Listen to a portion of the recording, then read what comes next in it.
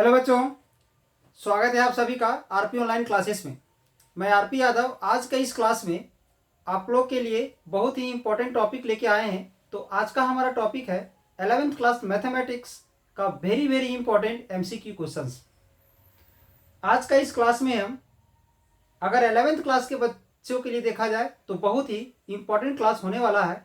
आज का इस क्लास में हम 11th क्लास मैथमेटिक्स में कुछ ऐसे क्वेश्चंस को हम बताने वाले हैं जो लगभग उसका तैयारी करके एग्ज़ाम में आप रिजल्ट को बेहतर कर सकते हो, या फिर 11th क्लास से रिलेटेड कोई कंपटीशन वाले एग्ज़ाम में अगर आप लोग बैठने वाले हो तो उस एग्ज़ाम में भी आपका रिजल्ट बेहतर हो सकता है।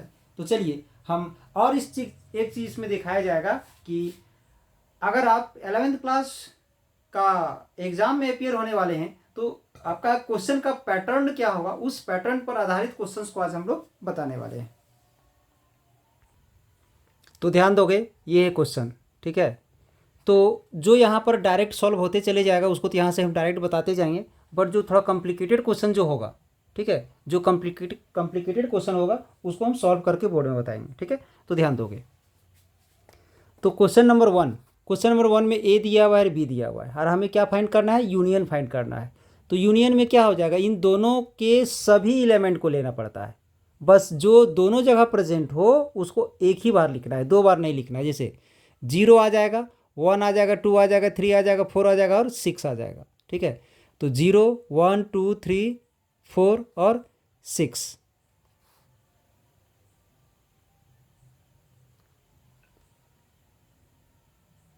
यानी इसका आंसर क्या आ जाएगा, तो डी नंबर हो जाएगा, ठीक है। अब सेकेंड वाले में ध्यान दोगे, 4 2 sets A and B, A intersection A union B निकालना है, ठीक है। तो सबसे पहले तो हम ए यूनियन बी अगर फाइंड करते हैं, ए यूनियन बी, तो ए यूनियन बी देखा जाए और ए इंटरसेक्शन देखा जाए तो इस ए यूनियन बी में ए का भी एलिमेंट प्रेजेंट है, बी का भी एलिमेंट प्रेजेंट है, और उसको ए के साथ इंटरसेक्शन निकाल दिया जाए। इंटरसेक्शन मतलब कॉमन, तो मतलब ए इंटरसेक्शन यहाँ पर इन दोनों में, इसमें ए यूनियन बी में ए का एलिमेंट, ध्यान दोगे ए यूनियन बी में ए का एलिमेंट तो प्रेजेंट है और यहाँ भी मेरा ए का प्रेजेंट है, तो यानी इंटरसेक्शन क्या आ जाएगा, तो ए आ जाएगा। मतलब 2 का आंसर क्या हो जाएगा, तो 2 का ए हो जाएगा, ठीक है।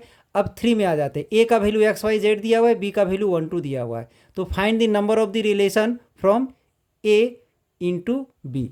तो ए इंटू बी में नंबर ऑफ रिलेशन हमें निकालना है। तो नंबर ऑफ रिलेशन कैसे क्या करते हैं, तो 2 का पावर लेते हैं, यहाँ का एलिमेंट और यहाँ का एलिमेंट को मल्टीप्लाई कर देते हैं। तो ए में नंबर ऑफ एलिमेंट कितना है, 3, और यहाँ पर नंबर ऑफ एलिमेंट कितना है, 2। तो 3 इंटू 2 कितना हो जाएगा, 6। 6 को 2 का पावर में लगा देना है, 6 को 2 का पावर में, 2 का पावर 6 यानी 64 हो जाएगा इसका आंसर, ठीक है। अब ये जो हमारा है ऑर्डर्ड पेयर, ये ऑर्डर्ड पेयर क्या है, ये ऑर्डर्ड पेयर इक्वल दिया हुआ है, तो हमें एक्स और वाई का मान निकालना है। तो ये एक तरह से कोऑर्डिनेट है, यहाँ पर बीच में कॉमा आप लोग को दिख रहा होगा, एक्स के पास कॉमा नहीं होना चाहिए वहाँ पर। यहाँ x + 2, 4 है और 5, 2x + y है। तो अब यहाँ से क्या करेंगे, इसका पहला कोऑर्डिनेट इसके पहले कोऑर्डिनेट के बराबर आ जाएगा, यानी x + 2 = 5 होगा। फिर 2 को उधर माइनस करेंगे तो 3 आ जाएगा, मतलब x का वैल्यू 3 आएगा। अब 2x + y = 4 हो जाएगा, 2x + y = 4, और x का मान चूंकि 3 आ चुका है तो 2 × 3 का 6 हो जाएगा, 6 को 4 में माइनस करेंगे तो -2 आ जाएगा, यानी y का वैल्यू -2 और x का वैल्यू 3 आ जाएगा। मतलब 4 का क्या हो जाएगा, तो a हो जाएगा, 4 का क्या हो जाएगा, a, ठीक है। अब 5 में fx का वैल्यू दिया हुआ है, यहाँ ध्यान दोगे fx का वैल्यू दिया हुआ है, हमें f -2 फाइंड करना है। तो इसमें करना कुछ नहीं है, जहाँ पर इसे x था तो वहाँ पर क्या ले लिए हैं, -2। तो इस फंक्शन में जहाँ जहाँ x है वहाँ वहाँ -2 लेना है। तो यहाँ -2 का स्क्वायर करेंगे तो 4 आ जाएगा, यहाँ -2 पुट करेंगे तो +6 आ जाएगा, और यहाँ 1, यानी 4 6 1 यानी 11 आ जाएगा, और यहाँ -2 पुट करेंगे तो -3 हो जाएगा, मतलब 11/-3, यानी इसका आंसर बी नंबर हो जाएगा। 6 में f और g दो फंक्शन दिया हुआ है, यहाँ पर डिफाइंड बाय fx का वैल्यू दिया हुआ है, gx का वैल्यू दिया हुआ है, और हमें क्या फाइंड करना है, तो f + gx, मतलब दोनों को सीधे से ऐड कर देना है। मतलब दोनों को ऐड करेंगे, इसको और इसको ऐड करेंगे तो क्या आ जाएगा, x² + x, और -1 और 4 को ऐड करेंगे तो +3 हो जाएगा, यानी x² + x + 3, x² + x +3 यहाँ होना चाहिए था, यहाँ पर -3 दे दिया गया है।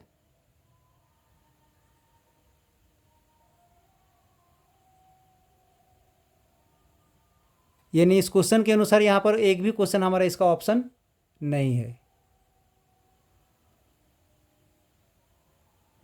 यहाँ +3 होना चाहिए था, यानी दोनों को ऐड करना था। अब find the radian measure of the 40 degree 20 minute, तो इसको हम लोग सॉल्व करके बताएंगे। ठीक है, सॉल्व करके बताया जाएगा, इसको ध्यान दोगे। अब 8 नंबर में ध्यान दो।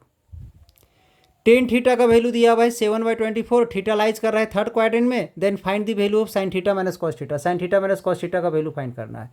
तो इस क्वेश्चन को किसी दूसरे लेक्चर में हम बता चुके हैं, इसलिए यहाँ पर हम सॉल्व नहीं करेंगे। ठीक है, उस लेक्चर को देख के आप लोग सॉल्व कर सकते हो इसको। इसके बाद find the value of the sine 15 degree, sine 15 degree का वैल्यू हम फाइंड करके बताएंगे, ध्यान दोगे। ठीक है, ऐसे इसका वैल्यू क्या होता है, तो इसका वैल्यू हो जाता है हमारा ये बी नंबर आ जाएगा। इसके बाद ये 10 नंबर को भी सॉल्व करके बताया जाएगा। और एक लेक्चर हम डाले हुए हैं general solution of the trigonometric equations, तो उसमें यहाँ बताया गया है, तो इसका भी वैल्यू हम निकालेंगे। ठीक है, उसके अनुसार यहाँ इसका जनरल सॉल्यूशन फाइंड करेंगे इस क्वेश्चन का। इसको क्वेश्चन नंबर 12 देखोगे, क्वेश्चन नंबर 12 में प्रिंसिपल वैल्यू निकालना है और 13 में मल्टीप्लिकेटिव इन्वर्स निकालना है।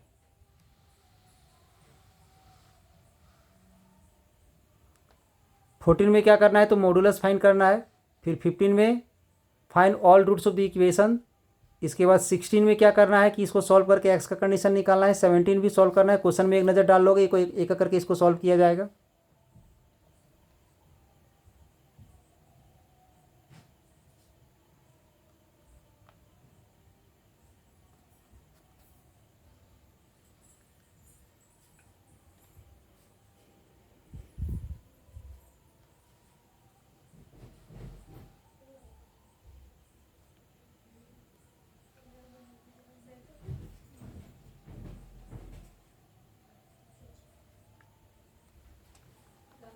चलिए अब इस क्वेश्चन को एक करके हम लोग सॉल्व करेंगे। क्वेश्चन नंबर 3 में ध्यान दोगे। क्वेश्चन नंबर 3 क्या है, ए इक्वल टू एक सेट है XYZ। ठीक है,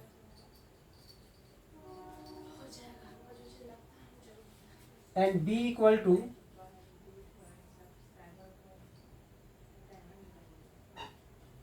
वन टू। ए में 3 एलिमेंट्स है और बी में 2 एलिमेंट्स है। ठीक है, that is number of elements in A equal to 3 and number of elements in B equal to 2। ठीक है, तो अब हम लोग को करना क्या रहता है कि क्वेश्चन में अगर बोला गया है कहीं भी number of relation from A to B, number of relation from A to B,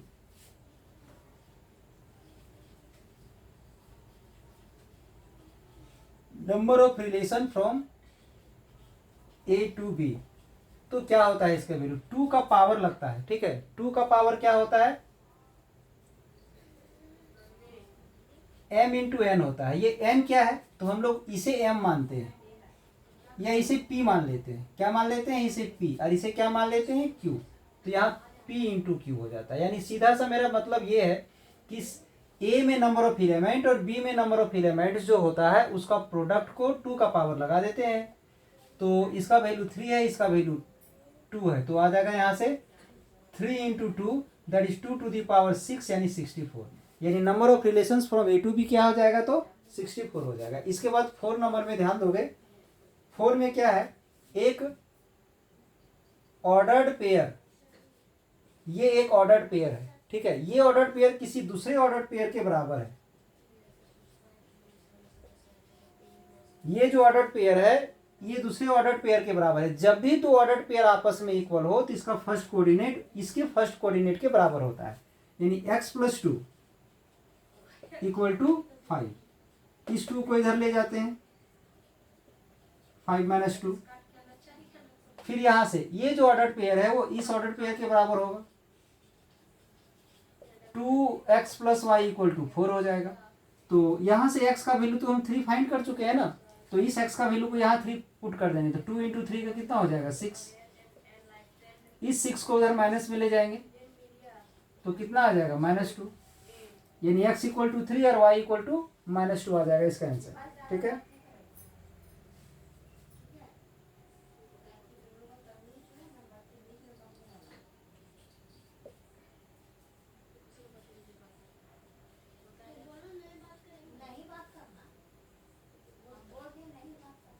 ये है एफ एक्स।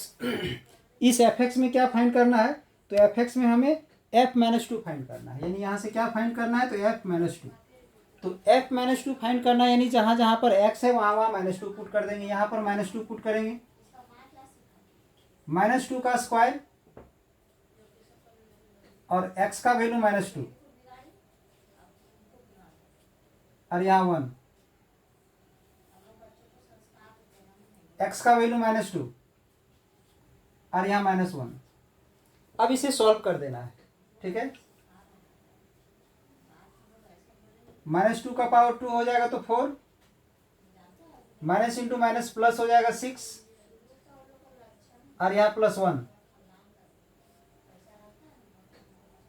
माइनस टू और माइनस वन, माइनस थ्री आ जाएगा। इसे सॉल्व करेंगे तो आ जाएगा 11/3, वो भी माइनस में। तो क्या आ गया, माइनस 11/3 आ गया इसका आंसर।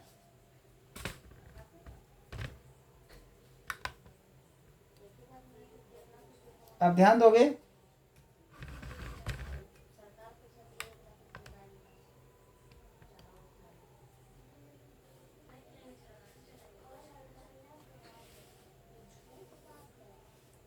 सिक्स नंबर क्वेश्चन में ध्यान दोगे।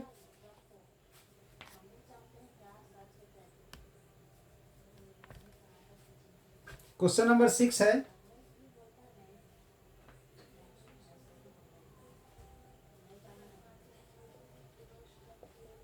F X equal to X square minus one है और जी एक्स इक्वल टू है एक्स प्लस फोर।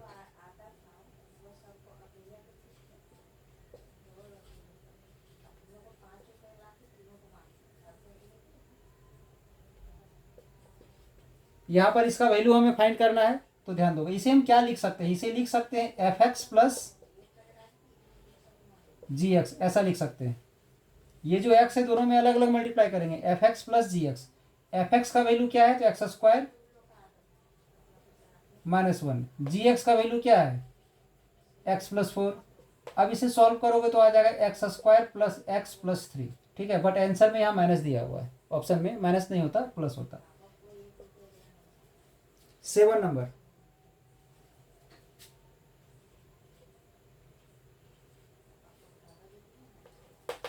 इसको हम लोग को रेडियन में कन्वर्ट करना है। 40 डिग्री 20 मिनट, 40 डिग्री 20 मिनट को रेडियन में कन्वर्ट करना है। सबसे पहले इस तरह का क्वेश्चन अगर रहेगा, ये आधा डिग्री में है और आधा मेरा मिनट में है, तो इस मिनट को पहले डिग्री में कन्वर्ट करेंगे। करना क्या है, 40 डिग्री प्लस 20 मिनट हम लोग इसे लिख सकते हैं, ऐसा लिख सकते हैं। इस तरह का जो भी क्वेश्चन आएगा, नंबर चेंज रहेगा तो उसके हिसाब से सॉल्व करोगे, ठीक है। अब 40 डिग्री, ये जो मिनट है इसको डिग्री में कन्वर्ट करना है, तो 60 से हम लोग डिवाइड करते हैं, 60 से डिवाइड करते हैं तो डिग्री में आ जाता है। 1/2 डिग्री आ गया। अब यहाँ एलसीएम लेंगे, एलसीएम लेंगे 2 से इसको मल्टीप्लाई करेंगे तो कितना आ जाएगा, 80 प्लस 1, तो आ जाएगा 81/2 डिग्री। क्या आ गया, 81/2 डिग्री आ चुका है। अब इस 81/2 डिग्री को अगर रेडियन में कन्वर्ट करना हो, तो पढ़े होगे आप लोग, जब भी डिग्री को रेडियन में कन्वर्ट करना है तो मल्टीप्लाई करते हैं पाई/180। क्या मल्टीप्लाई करते हैं, तो पाई/180। तो ध्यान दोगे, 81/2 जो है इसे मल्टीप्लाई करना है कितना से, तो पाई/180 से। पाई/180 से मल्टीप्लाई करेंगे तो 9 से कट जाएगा, ये 9 टाइम्स में, ये 9 से कट जाएगा हमारा 20 टाइम में, यानी इसका आंसर क्या आ जाएगा, तो 9 पाई/14, और ये रेडियन में आ जाएगा 9 पाई/14।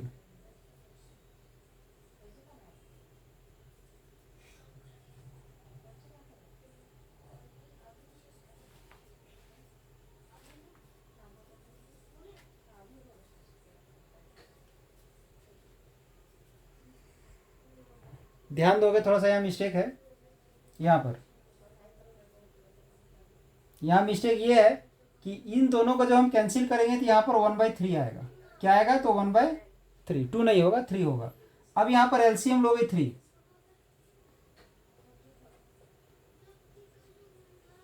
तो आ जाएगा 120। अब इसको ऐड करेंगे तो 121/3, 121/3। अब इसे हम लोग रेडियन में कन्वर्ट करेंगे। रेडियन में कन्वर्ट करेंगे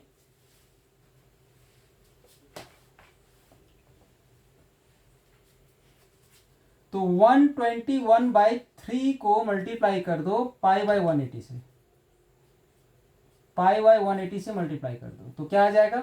121 π/540, क्या आ जाएगा? 540, और रेडियन जिसको हम लोग सी से रिप्रेजेंट करते हैं। ठीक है,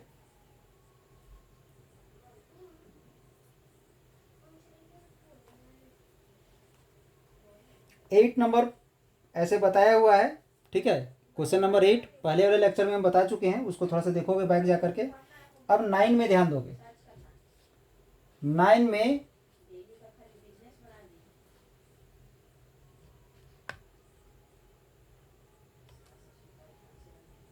साइन 15 डिग्री का वैल्यू फाइंड करना है। तो इसमें करना कुछ नहीं है, इसको लिखोगे साइन 45 लिख सकते हैं। जब भी साइन 15 आएगा, साइन 15, कॉस 15, टेन 15 जो भी आ जाएगा, तो इसे हम 45 - 30 लिख सकते हैं, या तो फिर 60 - 45 लिख सकते हैं। अब इसमें साइन ए माइनस बी का फॉर्मूला अप्लाई करोगे तो फॉर्मूला पढ़े होगे आप लोग, साइन ए इंटू कॉस बी माइनस फिर cos B into cos A into sine B, sine A cos B minus cos A sine B. तो साइन 45 का 1/√2 होता है और कॉस 30 का √3/2 होता है, माइनस कॉस 45 का 1/√2 होता है और साइन 30 का 1/2 होता है। अब 2√2 एलसीएम आ जाएगा। ठीक है, √3 को 1 से मल्टीप्लाई करोगे √3 होगा, और 1 × 1 का 1 होगा, यानी ये आ जाएगा इसका आंसर।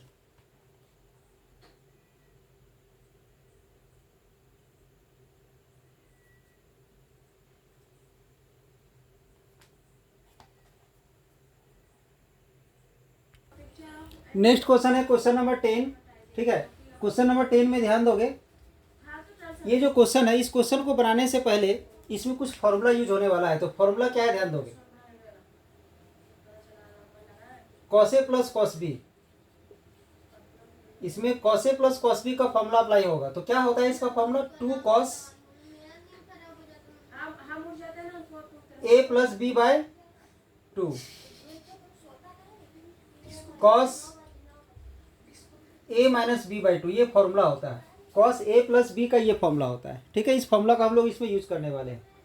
फिर इसके बाद sine A minus B, sorry sine A minus sine B,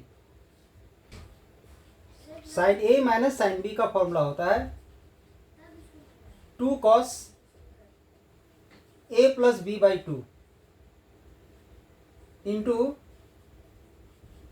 sine A minus B by 2। तो एकदम सिंपल तरीके से, एकदम शॉर्ट में इस क्वेश्चन को हम लोग सॉल्व कर सकते हैं। ध्यान दोगे, एंगल दोनों का सेम है।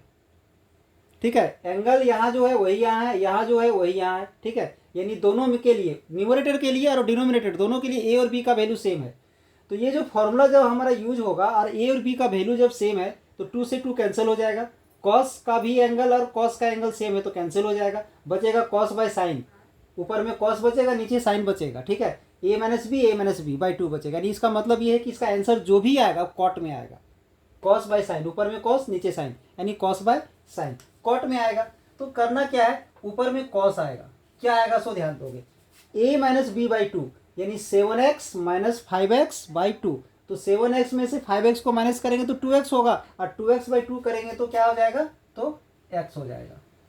ठीक है, इसके बाद इसके लिए भी a माइनस बी और साइन होगा, लेकिन नीचे क्या हो जाएगा, साइन आ जाएगा। तो यहाँ पर साइन होगा, और 7x माइनस 5x करेंगे तो 2x होगा, 2x को 2 से डिवाइड करेंगे तो x आ जाएगा। तो क्या आ जाएगा इसका आंसर? cot x। अगर आप समय बचाना चाहते हैं तो शॉर्ट में इस तरीके से आप सॉल्व कर सकते हैं, ठीक है। अगर नहीं हो पाता है तो थोड़ा सा समय देना है, ठीक है, अकबकाने की जरूरत नहीं है, थोड़ा सा समय देना है। करना क्या है इसके लिए, ध्यान दोगे, ये फॉर्मूला अप्लाई करेंगे, 2 cos a plus B by 2 यानी 7x plus 5x by 2, 7x plus 5x by 2, फिर cos a minus B by 2 यानी 7x माइनस 5x बाई 2, ये आ गया। फॉर्मूला में ध्यान दोगे, cos a plus cos b रहेगा, cos a plus cos b, इसे हम a लेट कर लिए, इसे b लेट किए, क्या होता है 2 cos a plus b by 2 cos a minus b by 2, तो 2 cos a plus b by 2 cos a minus b by 2 ले लिए। अब डिनोमिनेटर में हम लेते हैं इसके लिए माइनस के लिए sine a minus sine b के लिए क्या आएगा 2 cos a plus b by 2 यानी आ जाएगा 7x प्लस 5x,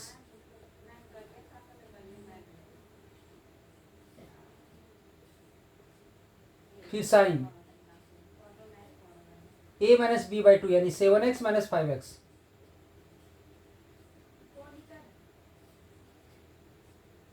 तो ध्यान दोगे यहाँ से ये 2 से 2 कैंसिल हो जाएगा। ये जो कॉस है, ये जो कॉस है, दोनों का एंगल भी हमारा सेम है, तो ये पूरा कॉस से ये पूरा कॉस कैंसिल हो जाएगा, ठीक है। अब यहाँ से 7x माइनस 5x करेंगे तो 2x होगा, 2x बाई 2 से x बचेगा, यानी यहाँ पर आ जाएगा मेरा cos x, और सिमिलरली नीचे आ जाएगा sin x। तो सॉल्व करेंगे तो क्या हो जाएगा इसका, तो cot x हो जाएगा, ठीक है। अब देखते हैं क्वेश्चन नंबर 11।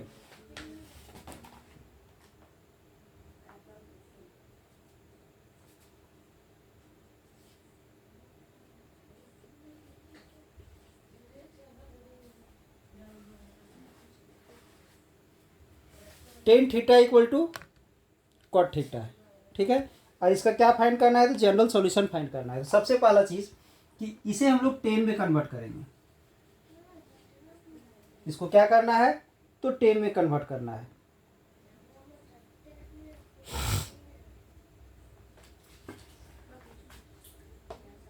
तो क्या आ जाएगा 10 पाई बाई 2 माइनस अल्फा, पढ़े होगे, ये लिख सकते हैं हम लोग, इसे क्या लिख सकते हैं 10 पाई बाई 2 माइनस अल्फा हम लिख सकते हैं। अब इसमें एक फॉर्मूला अप्लाई करेंगे जो हम इससे पहले वाले लेक्चर में ही बता चुके हैं आप लोग को। टेन थीटा इक्वल टू अगर 10 अल्फा है तो इसका जनरल सॉल्यूशन क्या होता है, तो थीटा इक्वल टू होता है n पाई प्लस अल्फा, ऐसा होता है, ये बता चुके हैं। तो उस लेक्चर को आप लोग एक बार देखोगे ताकि प्रॉब्लम ना हो।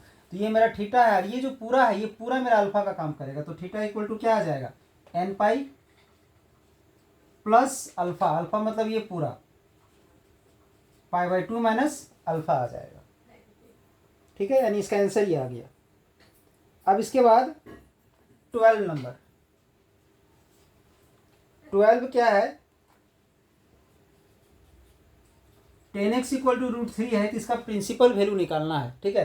तो 10 का वैल्यू √3 कब होता है, कितने डिग्री पर होता है, तो 60 डिग्री यानी पाई बाई 3 होता है, ठीक है। तो क्या होता है पाई बाई 3 होता है। इसके बाद है क्वेश्चन 13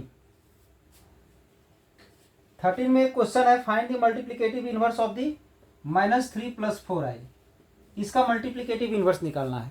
तो पिछले लेक्चर में भी हम बता चुके हैं, कहीं भी किसी कॉम्प्लेक्स नंबर का मल्टीप्लिकेटिव इनवर्स अगर निकालना हो तो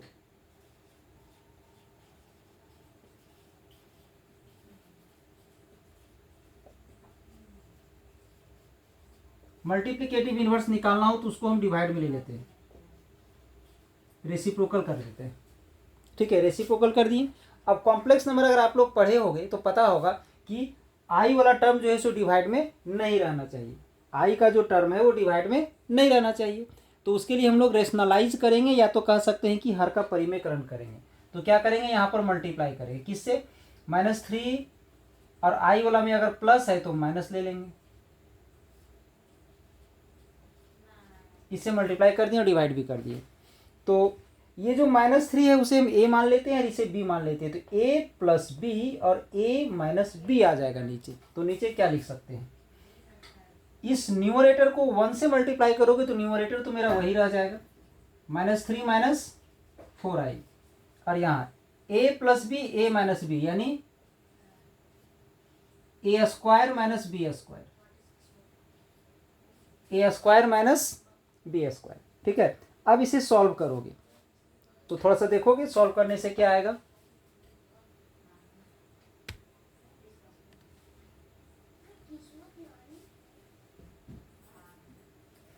-3 -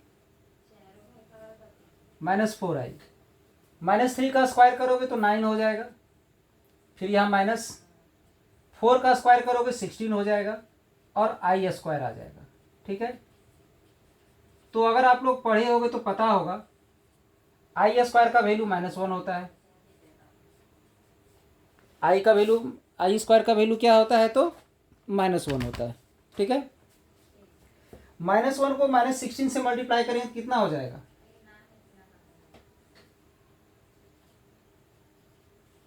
माइनस माइनस प्लस हो जाएगा, ऐड करोगे तो आ जाएगा 25।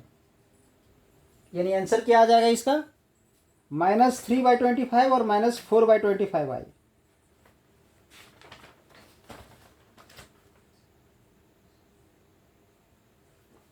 यानी इसका आंसर आ जाएगा -3/25 -4/25 आई, ये आ जाएगा आंसर।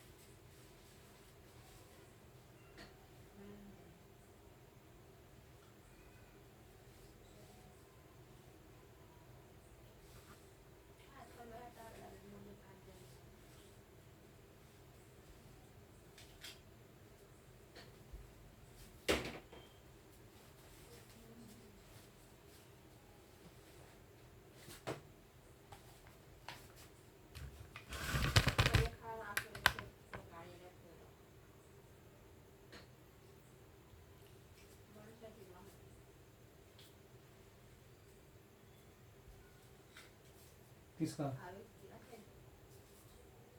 किसका गाड़ी टूट गया? कहाँ कहाँ खड़ा था? और मुखिया कहाँ? मुखिया कहाँ?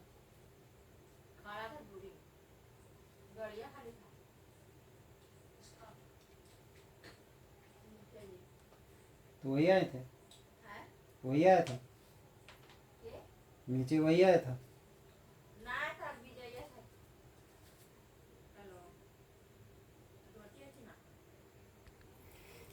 ध्यान दोगे, नेक्स्ट क्वेश्चन है लीनियर इन इक्वेशन का। तो एकदम सिंपल तरीका है इसको सॉल्व करने का, जैसे आप लोग सॉल्व करते हो वैसे ही सॉल्व करना है। माइनस मल्टीप्लाई हो जाएगा तो -3x, माइनस यहाँ मल्टीप्लाई होगा तो -5,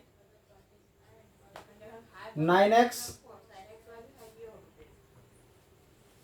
8 को यहाँ मल्टीप्लाई करोगे तो आ जाएगा -8x, और यहाँ पर -24 आ जाएगा। अब इसमें करना क्या है, 37 में -5 होगा तो 32 आएगा, 9x में से 8x माइनस होगा तो x बचेगा। अब हम क्या करते हैं, -24 को इधर प्लस में ले आते हैं और -3x को उधर प्लस में ले जाएंगे।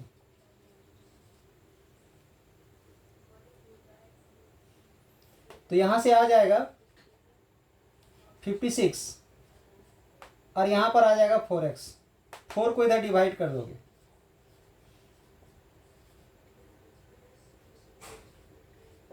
ये रिजल्ट आया है। तो ये रिजल्ट हमें क्या बता रहा है, ये रिजल्ट हमें बता रहा है कि 14 is the greater than equal to x, मतलब 14 x से बड़ा है या बराबर है, और x क्या है तो लेस देन है, किससे, 14 से या बराबर है। यानी इसको ऐसे हम लिख सकते हैं x less than equal to 14।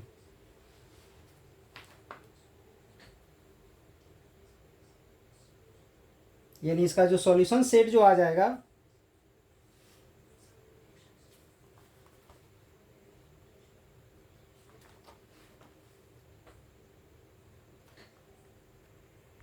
Next question है factorial 20 divided by factorial 18 into factorial 20 minus 18। तो इसे क्या लिख सकती हो, फैक्टोरियल 20, फैक्टोरियल 18 और फैक्टोरियल 2 लिख सकते हैं।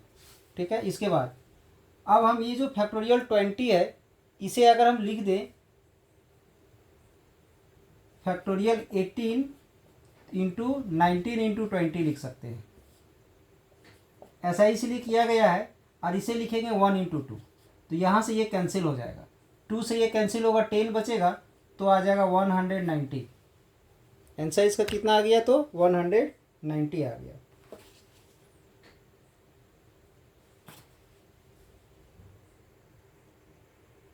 नेक्स्ट क्वेश्चन क्या है, ध्यान दोगे,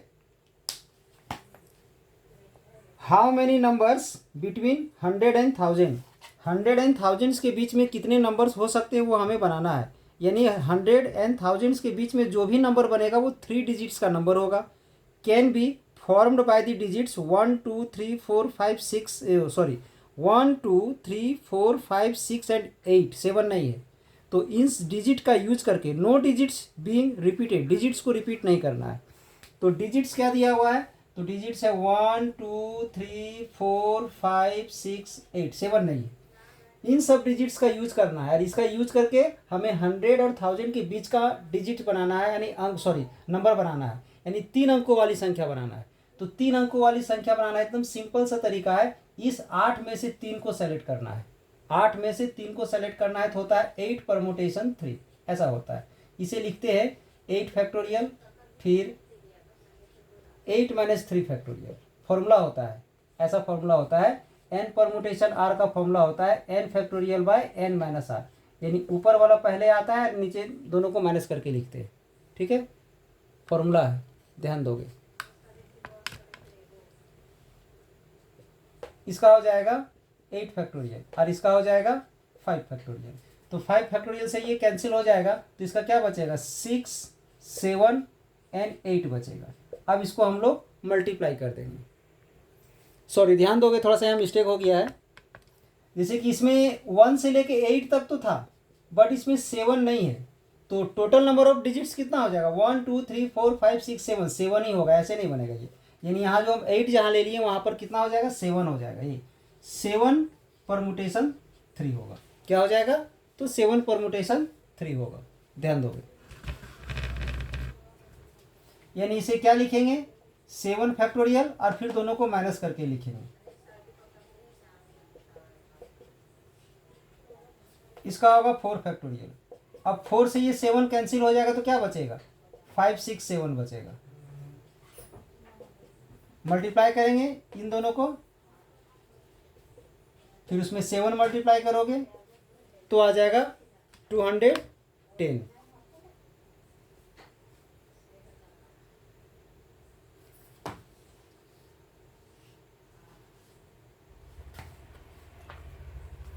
इसके बाद क्वेश्चन नंबर 19 है, ध्यान दोगे।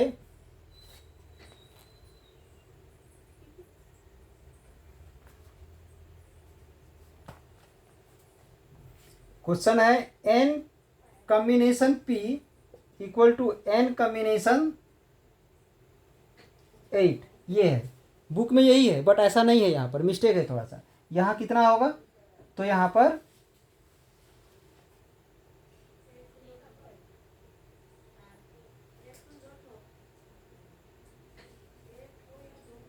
9 होना चाहिए, 9। तो इसका एक फॉर्मूला होता है, क्या होता है फॉर्मूला, ध्यान दोगे। अगर n combination p equal to n combination q अगर है कहीं पर, तो इन दोनों को ऐड करने से n के बराबर होता है, ऐसा होता है।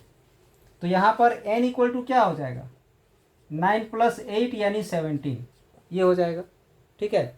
और वैल्यू हमें किसका फाइंड करना है, तो वैल्यू फाइंड करना है हमें n कॉम्बिनेशन 17 का, ठीक है। किसका, n कॉम्बिनेशन 17 का, ठीक है। और n का वैल्यू क्या आया है, 17।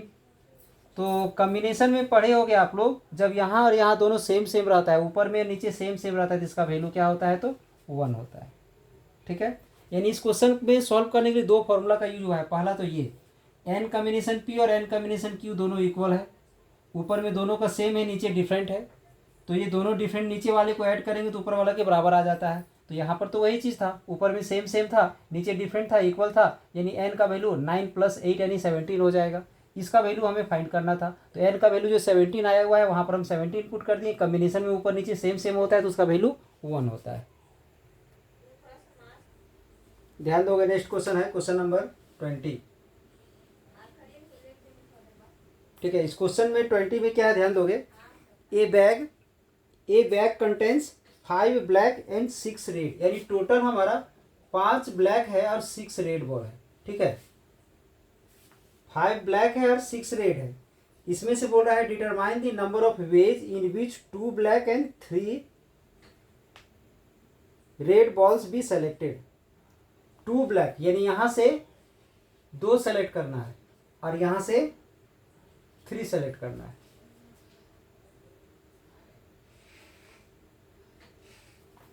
इस 5 से 2 को और इस 6 से 3 को सेलेक्ट करना है। तो क्या होगा इसका आंसर, इसका आंसर हो जाएगा 5 कॉम्बिनेशन 2 × 6 कॉम्बिनेशन 3, ऐसा होगा। 5 में से 2 लेना है तो 5 कॉम्बिनेशन 2 और 6 में से 3 लेना है तो 6 कॉम्बिनेशन 3 होगा। अब इसको सॉल्व कर देंगे हम लोग, इसका फॉर्मूला अप्लाई करेंगे। तो फॉर्मूला क्या होता है सिंपल तरीके से, अगर n कॉम्बिनेशन 0 या n कॉम्बिनेशन n है तो इसका वैल्यू 1 होता है, याद रखोगे। नीचे 0 है और ऊपर में n है और सेम सेम है तो 1 होगा। अगर n कॉम्बिनेशन 1 है या n कॉम्बिनेशन n - 1 है तो इसका वैल्यू क्या होता है, तो n होता है, ध्यान दोगे, ठीक है। अब अगर n कॉम्बिनेशन 2 है तो n × n - 1 डिवाइड में 1 × 2 हो जाता है।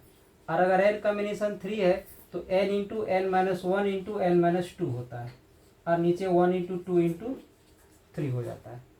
तो यहाँ 2 है तो इसके जैसा चलेगा तो क्या हो जाएगा, 5 × 4 / 1 × 2। यहाँ 3 है तो इसके जैसा चलेगा तो 6 × 5 × 4 / 1 × 2 × 3 होता क्या है, सो ध्यान दोगे। n और n में एक कम हो जाता है, फिर n उसमें एक कम हो जाता है, फिर 2 कम हो जाता है, डिक्रीज होते चले जाता है। इसलिए यहाँ पर 5 के बाद 4 हो गया, यहाँ 6 के बाद 5 हो गया, 5 के बाद 4 हो गया। 3 को मल्टीप्लाई करेंगे 6 होगा, तो 6 से ये कैंसिल हो गया, इससे ये कैंसिल होगा तो 2 बचेगा, इसको मल्टीप्लाई कर दिए 10 आ गया, ठीक है। इसको मल्टीप्लाई कर दिए तो 20 आ गया, यानी इसका हो जाएगा हमारा 200।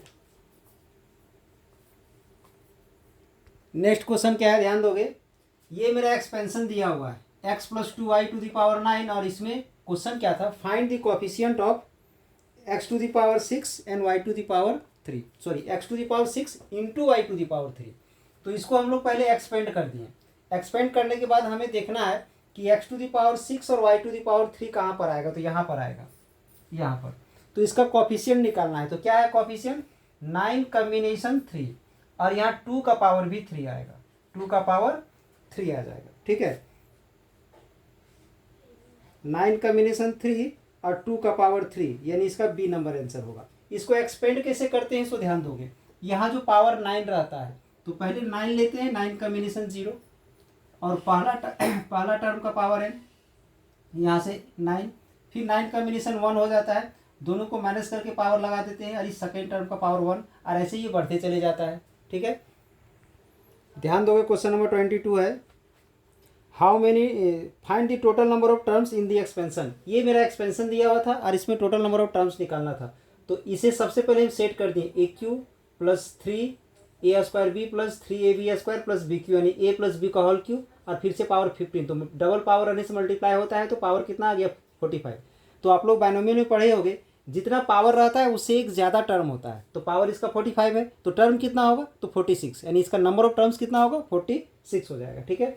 अब इसमें 23 में क्या है, how many terms in the AP, इस AP में नंबर ऑफ टर्म्स निकालना है, तो A का वैल्यू 20 दिया हुआ है, D यानी कॉमन डिफरेंस 25 - 20 करेंगे तो 5 आ जाएगा, ये लास्ट टर्म यानी AN दिया हुआ है। तो पढ़े होंगे आप लोग 10th क्लास में भी और 11th क्लास में भी, AN का फॉर्मूला होता है AP में A + n - 1 × D।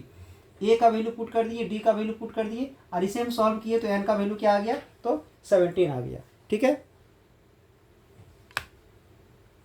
ध्यान दोगे, सबका वैल्यू पुट करके यहाँ पर हम n का वैल्यू सॉल्व किए तो कितना आ गया, तो 17 आ गया। क्वेश्चन नंबर 24 में है, find the arithmetic mean between 8 and 12। 8 and 12 के बीच में अर्थमेटिक मीन निकालना है, दो नंबर्स के बीच में जब अर्थमेटिक मीन निकालना हो, दोनों को ऐड करके 2 से डिवाइड कर देते हैं, तो कितना आ गया, 10 आ गया।